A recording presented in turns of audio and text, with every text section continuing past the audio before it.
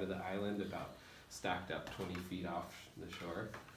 And I kind of talk about that in here. There's 45,000 people in Bluefields, and most of them drink at least a bottle of bottled water each day.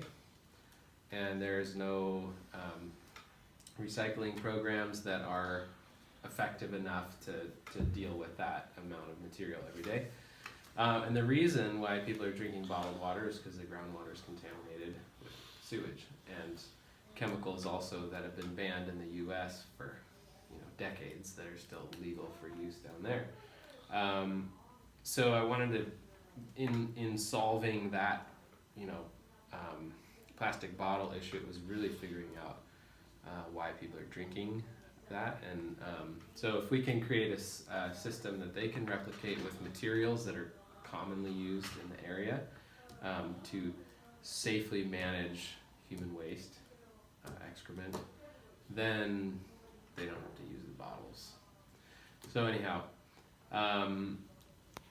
if you get a chance to read this, it'll kind of make more sense. But yeah, the idea is to create this compost toilet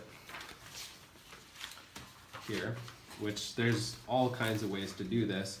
I wanted to use materials that can be found easily. So on the back side of the toilet, you can kind of see into the chamber there, and there's that's supposed to be a 55-gallon plastic bin, which are super common for transporting fuel, like diesel and gasoline for all the boats around there.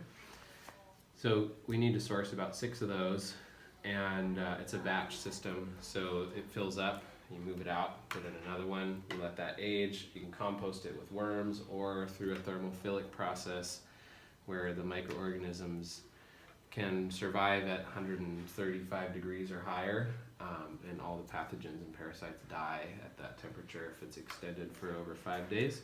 So all that instructions in here too, which doesn't really pertain to the group, but I want to create this stone stem wall to bring it up about this high off the ground because there's super high humidity. Anything you build's got to be on stilts or on a tall wall.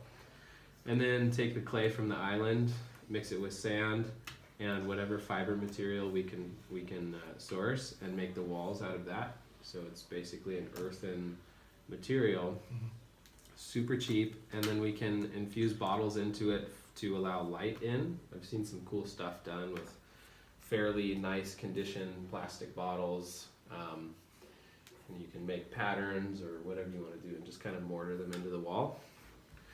And then we went and visited the Rama people, who are one of the indigenous tribes of people that live there, and the community we visited was sort of like a island refugee community. In the 1700s, they were moved off the mainland onto this island, and they'd sort of adapted a system that works on the island for them. So I was really taking notes on how to plan for this island project.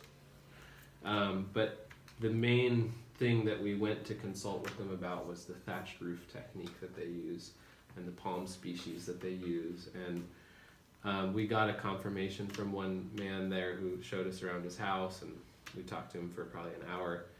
He said he would be willing to come and teach us how to do the thatch technique. Him and his brother or something would come and do the thatch roof on here, but also show us how it works. And so we basically build it from the ground up, stacking stones, building the mortar mix for the walls, sourcing the timber to support the sort of palapa structure roof, and then